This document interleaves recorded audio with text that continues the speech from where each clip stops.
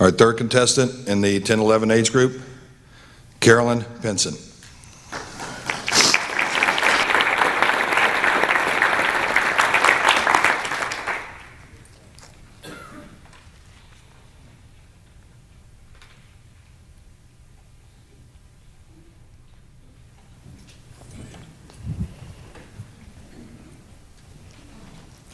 Whenever I see my grandfather's smiling face, it reminds me of his cheerful service to God and country.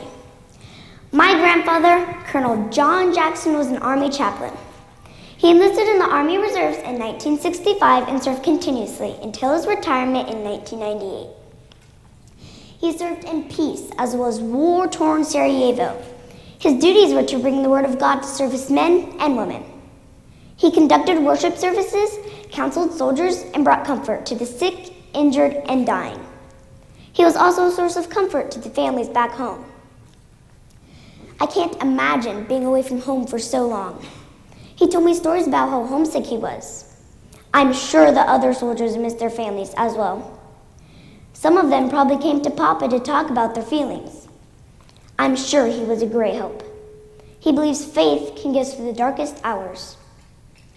For all his service to his country and his fellow soldiers, Papa was inducted into the Ohio Veterans Hall of Fame in 2009.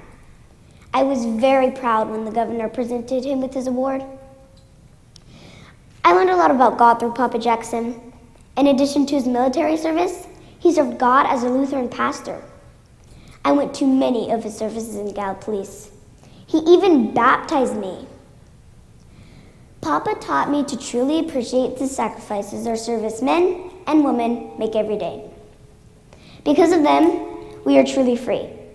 We are free to speak our minds, free to worship as we choose, and free to choose our own destinies.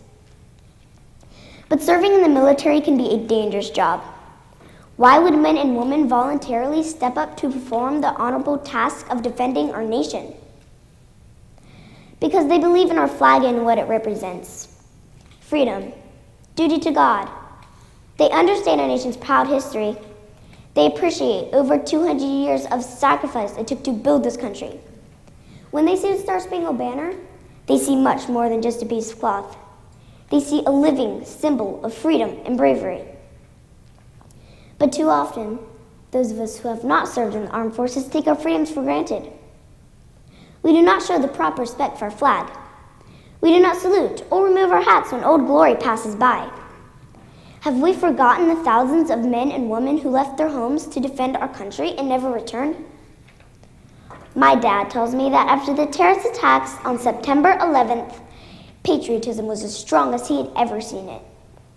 But it didn't last. It was like a passing fad. Why does it take a national crisis for us to become proud, flag-waving Americans? Is the United States of America not a country to be proud of in times of peace as well as conflict? Of course it is. Today, we gather here to show our pride as Americans. Thank you.